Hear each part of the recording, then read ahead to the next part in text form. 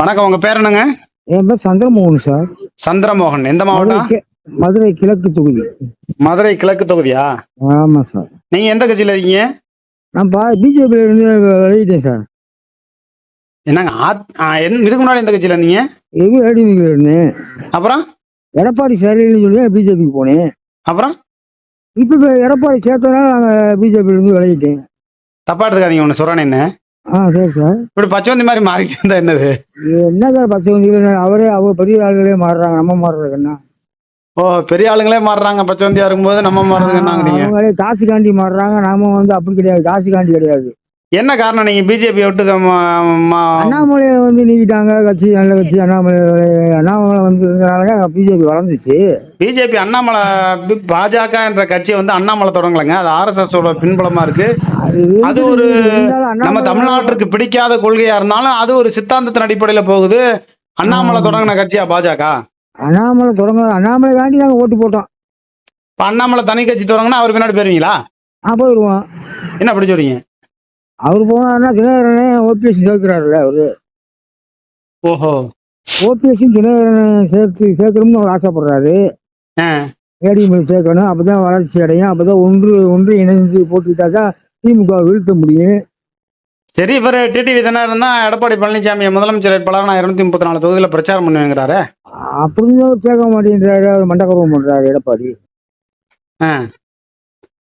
அப்புறம் எப்படி சார் ஓட்டு போடுறோம் நாங்க? சரி, நயினார் நாகேந்திரன் மறவர் தானே? அங்கிட்டு தென் மாவட்டம் ஃபுல்லா அங்கிட்டு தான் செல்வாக்கு இருக்கு. திருநெல்வேலி பக்கம் திருநெல்வேலி இருக்கா என்னன்னு தெரியல.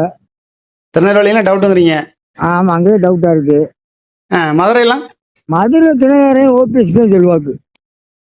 இவருக்கு நயினாருக்கெல்லாம் செல்வாக்கு இல்ல? நயினாருக்கெல்லாம் செல்வாக்கு கிடையாது. சரி, கட்சிக்காவது செல்வாக்கு இருக்கு இல்லையா பிஜேபிக்கு? பிஜேபிக்கு நாங்க ஓட்டு போடுறதுனால ஓபிஎஸ் இபிஎஸ் இந்த ஓபிஎஸ் தினகரன் எல்லாம் இருந்ததுனால பிஜேபிக்கு ஓட்டு போட்டான். அண்ணாமலைக்காண்டி ஓட்டு போட்டான். பிஜேபி இது ஓபிஎஸ் டிடிவி எல்லாம் தேசிய ஜனநாயக கூட்டணி எல்லாம் இருக்காங்க. அப்புறம் எதுக்கு நீங்க பிஜேபி விட்டு விலகுறீங்க? அவங்க கூட்டு சேர்ந்தா தான் நாங்க கூட்டு சேர்ந்து சீட் நிறைய கொடுத்தாதான் ஓட்டு போடுவோம். தினகரனுக்கு சீட் நிறைய 8 ஓட்டு இருக்கு சார். 8 ஓட்டு வாங்கணும்ல, 9 ஓட்டு வாங்கணும் முதல்ல. அவர் தான் எம்பி எலெக்ஷன்ல எனக்கு ஒரு சீட்டு தான் கேட்டேன், 2 சீட்டு கொடுத்தாங்கன்னு சொல்லிட்டாரு. அது பெரிய அவமானம் தானே? அது அவமானம். இப்படித்தான் போட்டுக்கிட்டா கொஞ்சம் சொல்லி ஒரு சீட்டு போதும் செய்யணும்னு நினைச்சிருக்கேன். ஒரு 10 சீட்டு கேட்டேங்க, ஒரு 6 சீட்டு கொடுத்தாங்க அப்படின்னு சொன்னா பரவாயில்ல. 1 தான் கேட்டேன், 2 கொடுத்துட்டாங்க அப்படிங்கிறாரு. 2 கொடுத்தாங்க, அது 1 போதும்ட்டாரு. 1 போதும்ட்டாரு. அப்ப இவரை நம்பி கட்சியில நிக்கிறவங்க எல்லாம் இருக்காங்க. கட்சியில இருக்கு சார். எப்பவுமே தினகரனுக்கு ஒரு செல்வாக்கு இருக்கு சார். தினகரனுக்கு ஓபிஎஸ்க்கு ஒரு லைனா இருக்கு. தினகரனுக்கும் ஓபிஎஸ்க்கும் செல்வாக்கு இருக்குங்களா? இணைஞ்சாங்கன்னா ஒரு அப்படி செல்வாக்கு இருக்குன்னா ராமநாதபுரத்துல ஓபிஎஸ் ஜெயிச்சிருக்கணும், தேனியில டிடிவியாவது ஜெயிச்சிருக்கணும்ல. 2 பேருமே 2000க்கு வந்துட்டாங்களே சார். ஒரு சுயேட்சை சின்னத்துல 2 வந்ததுன்னா அதிசயம் இல்லையா? அப்படியா? ஆமா, அவர் சுயேட்சை இருந்தாரு. இவர் தினகரன் இதுல இருந்தாரு. அவரு பாவம். அதனால 2000 ஏடிஎம்கே 3ஆவது தள்ளிட்டோம்ல. சரி, ரைட்டு. நீங்க அண்ணாமலை கட்சியில அவருக்கு பதவி இல்லங்கிறதுனால ஓபிஎஸ் மதிக்க மாட்டேங்கிறாரு, மண்டகரம் பண்றாரு. யார? எங்களை ஒதுக்கணும் நினைக்கிறாரு. உங்களன்னா நீங்க யாரு? தினகரன் எல்லாத்தையும் தினகரன் ஓபிஎஸ் கட்சிகளெல்லாம் சேர்க்க மாட்டோம் அப்படின்றாரு சார். யார்? எடப்பாடியா? இவர் எடப்பாடி. எல்லாம் பேச்சுவார்த்தை ஏதோ ஓடிக்கிட்டு இருக்குங்கிறாங்களே. ஓடி இருந்தா ஓட்டு போடுவோம் நாங்க. எல்லாம் சேர்ந்து தினகரனுக்கு 30 சீட்டு கொடுக்கணும். அம்மா மக்கள் முன்னேற்ற கழகத்துக்கு 30 சீட்டு வேணுங்கிறீங்க? ஆமா, ஓபிஎஸ்க்கு 30 சீட்டு. ஓபிஎஸ்க்கு 30, 60. பிஜேபிக்கு 30, 90. மற்ற கட்சி வரணும் 90 வரணும். அது ஒரு 20 சீட்டு, 110 சீட்டு கொடுக்கணும் எங்களுக்கு, அந்த கூட்டணிக்கு. அப்ப 125 தொகுதியில தானே ஏடிஎம்கே நிக்க முடியும்? நிக்கட்டும். 2 ஜெயிச்சு பார்க்க செல்வாக்கு இருக்குன்றாரு. ஜெயிச்சு பார்க்கட்டும், தனி மிசாலிட்டியா வரட்டும். எனக்கு செல்வாக்கு இருக்கு அப்படின்னு சொல்றாரு சார் இவர் எடப்பாடி. 120 சீட்டு ஜெயிச்சா பத்தாதா? 120 சீட்டு ஜெயிச்சாவே மெஜாரிட்டி ஆட்சிக்கு வந்துடலாம். நீங்க என்ன சொல்றீங்கன்னா அப்பதான் புரியுது. எடப்பாடி பழனிசாமிக்கு தனிப்பட்ட முறையில செல்வாக்கு இருக்குங்கிறாரு.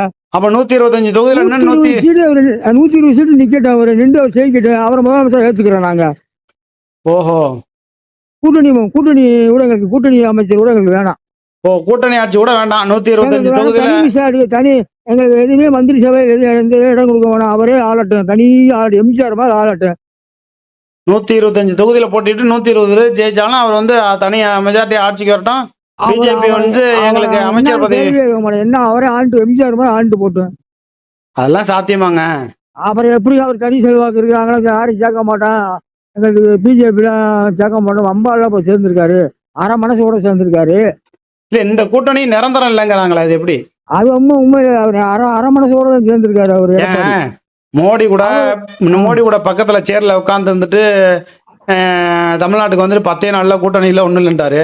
அப்ப அண்ணாமலை வளர்க்குறா நான் சேர்றோம்னு அண்ணாமலை விளக்கிட்டாரு திட்டம் போட்டு. அண்ணாமலை கட்சியில இருந்து விலகுனதுக்கு எடப்பாடி பழனிசாமியோட அந்த தனிப்பட்ட செல்வாக்கு தான் காரணங்கிறீங்களா பிஜேபியில?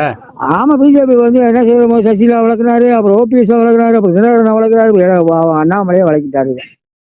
அண்ணாமலைய மாநில தலைவர் பதவியில இருந்து விலக்கப்பட்டதுக்கு எடப்பாடி பழனிசாமி தான் காரணங்கிறீங்க? ஆமா சார், அவர் தான் காரணம். இத வந்து அண்ணாமலை இதுக்கு தெரியுமா? அண்ணாமலைக்கு இது தெரியுமா? தெரிஞ்சு விட்டு கொடுத்துட்டாரு கட்சிக்காண்டி விட்டு கொடுத்துட்டாருங்கிறீங்க. ஆனா கட்சியில உங்களை மாதிரி ஆளு அண்ணாமலை விசுவாசி எல்லாம் கட்சியில இல்லங்கிறீங்களா, அது எப்படி? அதான் நிறைய பேர் கட்சியில இருந்து வெளியிட்டாங்க, மறைமுகமா இருக்காங்க. ஆனா தமிழ்நாடு முள்ள எடப்பாடி பழனிசாமியோட ஆட்கள் வந்து இது அண்ணாமலையோட விசுவாசிகள் வந்து எடப்பாடி பழனிசாமிக்கு எதிராக தான் வேலை பார்ப்பாங்க. அப்படியே இருந்தாலும் அப்படிதான் இருக்கு, அப்படிதான் தெரியுது எனக்கு தோணுது. உறுதியா நிச்சயமா ஏன் அப்படி? அவர் எங்களை வந்து அண்ணாமலை நீக்கிட்டாரு. அண்ணாமலை கட்சியை விட்டு விலகினதுக்கு, பதவி காலியானதுக்கு எடப்பாடி பழனிசாமி தான் காரணம். நான் கூட்டணி மந்திரி ஏத்துக்கிற மாட்டேன் அப்படின்னு அவர் சொல்றாரு. சரி, அப்படி பார்த்தா எடப்பாடி பழனிசாமி முதலமைச்சர் ஆகிறதுக்கு அண்ணாமலை உழைப்பாரா, அல்லது நீங்க எல்லாம் உழைப்பீங்களா? எடப்பாடி வந்து எங்களுக்கு இவ்வளவு சீட்டு கொடுத்தா நாங்க வேலை வைப்போம். எவ்வளவு சீட்டு வேணும்? 110 சீட்டு. என்னங்க அதெல்லாம் நடக்கிற காரியமாங்க? தினகரனுக்கு 30, ஓபிஎஸ்க்கு 30, பிஜேபிக்கு 30, 90. ஏங்க ஓ பன்னீர்செல்வம் 4 சீட்டு கொடுத்தா போதும், எனக்கு கட்சியில தலைமை செயற்குழு உறுப்பினர் பதவி கொடுத்தா கூட போதும், நான் வர்றேங்கிறாராமே, எப்படி? அப்படிலாம் சொல்ல மாட்டாரு சார். சொல்றாங்களே, சொல்றாரு. அவரு சும்மா அவர் செல்வாக்கு தெரியாம என்ன அவர் இருக்காரு. தனி கட்சி ஆரம்பிச்சு அவர் ரெண்டாருன்னா அவரோட செல்வாக்கு தெரியும். ஏன் தனி கட்சி ஆரம்பிக்க வேண்டியதானே? இப்படித்தான் மற்ற கைப்பற்றிடுவோம் ஏடிமிக்கிய. அதெல்லாம் இனிமே நடக்கிற காரியமாங்க? கை மீறி போயிருச்சுங்க. அதாவது அம்மையார் சசிகலாவோ பன்னீர்செல்வமோ டிடி தினகரனா கூட ஒரு தனி கட்சி.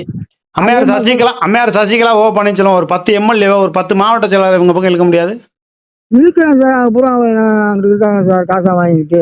சரி, இப்போ ஏன் இவங்க பக்கம் காசு இல்லையா? இவங்களும் மக்கள் வரி பணத்துல சம்பாதிச்சு தானே வச்சிருக்காங்க. எல்லாமே சம்பாதிச்சு வச்சிருக்காங்க, என்னன்னு தெரியல. இவங்களை எடுத்து செலவு பண்ணணுங்க. கையா அறுத்துட்டா கூட சுண்ணாம்பு தர மாட்டேன்னா அது எப்படி? செம்பிலி கூட்டம் மாதிரி சேர்ந்துருவாங்க. யாரு? மாவட்ட செயலாளர்கள், மந்திரி, முன்னாள் மந்திரி எல்லாம் எங்கிட்டு சாயிறாங்க, சாஞ்சிருவாங்க சார். நான் கேட்கறேன், இனிமேலும் எடப்பாடி பழனிசாமியோட அம்மையார் சசிகலா ஓ பன்னீர்செல்வம் இவங்க எல்லாம் சேர்ந்தாலும் ஒரு நட்பு ரீதி ஒரு ஒருங்கிணைந்த நிலையில வேலை பார்க்க முடியுமா? மறுபடியும் ஒன்று இணைஞ்சு வர்றது கஷ்டம் சார். பூராமே வந்து பிரிஞ்சிருச்சு சார், ஓட்டு பிரிஞ்சிருச்சுங்க. நாய் சேர்ந்தாலும் வர்றதுக்கு வாய்ப்பு இல்லைங்க. நாய், ஓனாயி, பேய், அவன் இவனு கேவலமா திட்டிக்கிட்டு. ஆமா சார். இனிமே சேர்ந்தாலும் அது சாத்தியப்பட்டு வராது. சேர்ந்தாலும் சாத்தியப்பட்டு வர, ஜெயிக்கவும் முடியாது. ஆட்சி மாற்றம் உண்டாவும் சொல்லி எடப்பாடி பழனிசாமி சொல்லிட்டு இருக்காரு. ஆட்சி மாற்றம் எப்படி உண்டாங்க? 120 சீட்டு நின்று அவர் ஜெயிக்க சொல்லுங்க. 120, ஒரு 5 சீட்டு கூடவே 130 கூட நின்று 120 ஜெயிக்கணுங்கிறீங்க. 117 சீட்டா மெஜாரிட்டி இல்ல, 118.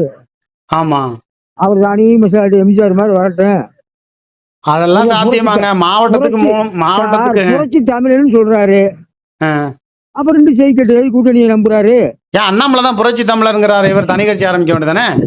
அண்ணாமலை தான் நேற்று வந்து கொஞ்சம் லேட்டா இவர் இருந்த ஒரு எடப்பாடி கட்சி ஒரு 4 வருஷம் முதலமைச்சர் இருந்துட்டாரு. அண்ணாமலை நேத்து வந்தவருங்கிறது நீங்களே ஒத்துக்கிறீங்க. அந்த நேத்து வந்தவருக்காண்டி ஏங்க நீங்களாம் கட்சி விட்டு விலகுறீங்க? அவர் கொஞ்சம் புரட்சி, அவரை விளக்கிட்டாங்கல்ல. ஏங்க இவர் தான் திமுக அமைச்சர்கிட்ட எல்லாத்துட்டுமே நேரு முதற்கொண்டு, ஏவா வேலு முதற்கொண்டு, KKS ராமச்சந்திரன் முதற்கொண்டு, துரைமுருகன் முதற்கொண்டு, ஏவா வேலு முதற்கொண்டு, எல்லாத்துக்கிட்டையும் மூர்த்தி முதற்கொண்டு எல்லாத்துட்டையும் பணம் வாங்கியிருக்காருமே. நல்லா 10,000 கோடிக்கு மேல சம்பாதிச்சிட்டாருமே. அவர் சொல்றாங்க, நிரூபிக்கணும்ல சார். கலைஞர் அண்ணாமலையால நீங்க அடைஞ்ச பயன் என்ன? அண்ணாமலைக்காண்டி நீங்க ஏன் கட்சி விட்டு விலகுறீங்க? அண்ணாமலை வந்து கொஞ்சம் போல்ட் அரசியல் பண்ணுவாரு, எதிர்கட்சி மாதிரி செயல்பட்டாரு. இல்ல அவர் செயல்பட்டதுனால யாராவது ஒரு அமைச்சர் உள்ள ஜெயிலுக்குள்ள போக முடிஞ்சா? ஒரே ஒரு செந்தில் பாலாஜி மட்டும் பழி வாங்கினாரு. ஆமா. அதை தவிர அண்ணாமலை செஞ்ச சாதனை என்ன? என்னமோ அவருக்காண்டி ஒதுங்குறேங்கிறீங்க. அவர் ஒதுங்கணும் சார். அவர் வந்து இருந்தா நல்லா இருக்கும். அவர் மேல நீங்க ஒரு விசுவாசமா இருக்கீங்கல்ல? விசுவாசமா இருக்கும், அவ்வளவுதான். அவர் என்ன அவர் என்ன செஞ்சார்? கலைஞர் வந்து ஏத்துக்கிட்டான். அவர் ஏகப்பட்ட ஊழல் கலைஞர் பண்ண சொன்னாங்க. அப்ப அண்ணாமலையோட விசுவாசிகள் வந்து எடப்பாடி பழனிசாமி வந்து முதலமைச்சர் ஆகணும்னு வேலை பார்க்கறதுக்கு வாய்ப்பு ரொம்ப குறைவு தானே? ஆமா, கொஞ்சம் பிஜேபி காரங்க கொஞ்சம் பின் வாங்குவாங்க. பின் வாங்குவாங்கன்னா இந்த ஓட்டு யாருக்கு போகும்? இப்ப நான் நீங்க பின் வாங்குவேன், மத்தவங்க வாங்குறா, நான் பின் வாங்குவேன். இல்லங்க, அண்ணாமலையோட விசுவாசிகள் எடப்பாடி பழனிசாமி அதிமுக கூட்டணி அமைஞ்சா ஓட்டு போட மாட்டான், வேலை பார்க்க மாட்டாங்கிறீங்க. ஆமா சார். அல்லது வந்து நான் வேலை வாங்க போறேன், நான் வேலை வாங்க போறேன். அதிமுக நிக்கிற தொகுதியில அதிமுக ஓட்டு போட மாட்டீங்க, பிஜேபி நின்னா பிஜேபி ஓட்டு போடுவீங்க, அப்படிதானே? அதான் சார் உண்மை. இப்ப சொன்னீங்க, பாயிண்ட் கண்டுபிடிச்சீங்க சார். அதான் நீங்க சொல்றத வச்சு அப்படிதானே தெரியுது. இப்ப கிழக்கு தொகுதியில வந்து தினகரன்டா ஓட்டு போடுவேன், ஆ, ஓபிசி ஆதரவாளன்டா ஓட்டு போடுவேன், ஆ, பிஜேபி ஆதரவாளன்டா ஓட்டு போடுவேன், ஆ. ஏடிமிகா ஓட்டு போட மாட்டேன். இப்போ மதுரையில ஆமா, அப்ப கூட்டணிக்கு செய்யற துரோகம் மாதிரிலாம் இருக்காது.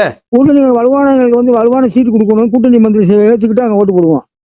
தமிழ்நாட்டுல கூட்டணி மந்திரிங்கிறதெல்லாம் எப்போதுமே சாத்தியப்பட்டு கூட்டணி வந்ததில்ல. மந்திரி சேவைனா அங்க ஓட்டு போடுவோம். ஏன் தமிழ்நாட்டுல காங்கிரஸ் திமுக கூட்டணி அமையும் போதே வந்து எம்ஜிஆர் நினைப்புல இருக்காரு சார். எம்ஜிஆர் நினைப்புல இருக்காரு.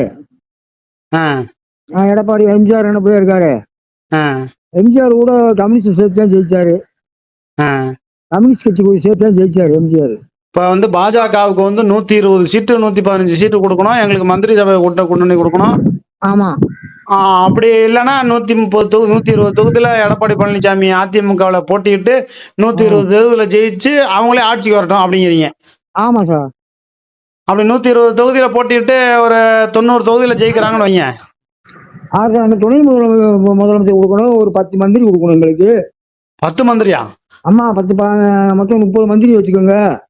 கனவு காணுங்கள் கதையா இருக்கு உங்க கதை. எங்க ஒரு 10 சீட்டு கொடுத்தா 10 மந்திரி கொடுக்க சொல்லுங்க, ஒரு துணை முதலமைச்சர் கொடுத்தா ஆட்சி நல்லா செய்யலாம். என்ன பிஜேபி அப்படி என்னங்க நாட்டுல பண்டு நிறைய கொடுப்போம், நல்லா செய்வோம். தமிழ்நாட்டு மக்கள் நல்லா சந்தோஷமா படுவாங்க. ஏன் இதுக்கு முன்னாடி அதிமுக ஆட்சியில இருக்கும்போது சென்ட்ரல் ஃபண்ட் கொடுத்தீங்களா? அது கொடுத்தாங்க சார், கொடுத்தாங்க, கொஞ்சம் கொடுத்தாங்க. இப்ப பிஜேபி இருந்தா நல்லா நிறைய கொடுப்பாங்கல்ல சென்ட்ரல் கவர்மெண்ட் வந்து. ஓஹோ, மத்திய கவர்மெண்ட் கொடுக்கும்ல. சரி, நம்ம செய்தியோட இறுதி கட்டத்துக்கு வந்துட்டோம். எப்படியா இருந்தாலும் அண்ணாமலைக்கு வந்து கூடுதல் முக்கியத்துவம் தரணும், 110 சீட்டு தரணும். அண்ணாமலைக்கு கூட ஒரு நல்ல மந்திரி போஸ்ட் கொடுத்தா நல்லா செய்வாரு. அதான் அப்படியெல்லாம் கொடுத்து எடப்பாடி பழனிசாமி 125 தொகுதியில போட்டு ஓபிஎஸ் துணை முதலமைச்சர் ஆக்கணும். ஓபிஎஸ் துணை முதலமைச்சர் ஆகணும். ஆமா, நடக்காத காரியத்தெல்லாம் சொல்றீங்க, என்ன நடக்க போகுது அப்படிங்கறத நம்ம தினகரன் கொடுக்கணும் துணை முதலமைச்சர். அதாவது நடக்காத காரியத்தெல்லாம் சொல்றீங்க, என்ன நடக்க போகுது அப்படிங்கறத பாப்போம். ஆனா இந்த சூழ்நிலை எல்லாம் வச்சு பார்க்கும்போது இதுல ஏதாவது முரண்பாடு ஏதாவது நடந்துச்சுன்னா மீண்டும் திமுக தான் ஆட்சிக்கு வர்றது மாதிரி இருக்குல்ல? அது திமுக ஆட்சி தான் வரும். ஆமா, திமுக மூர்த்தி செல்வாக்கெல்லாம் எப்படி இருக்கு? வணிக வரித்துறை அமைச்சர் அவருதான் நல்லா கோட்டை மாதிரி வச்சிருக்காரு சார். தினகரன் சீட்டு கொடுத்தா ஜெயிச்சிருவோம் மதுரையில. தினகரன் வந்து 2 எங்க கிழக்கு தொகுதியில் 2 வச்சுக்கோங்களேன். மூர்த்தி தோக்குறாரு. அதாவது மூர்த்தியும் தினகரனும் நேருக்கு நேரா போட்டிட்டா மூர்த்தி தோக்குறாருங்கிறீங்க. தினகரன் அண்ணன் ஜெயிச்சிருவாரு, எங்க தலைவர் ஜெயிச்சிருவாரு. சரி, பாப்போம். பல்வேறு அதிரடியான செய்திகளை சொல்லியிருக்கீங்க.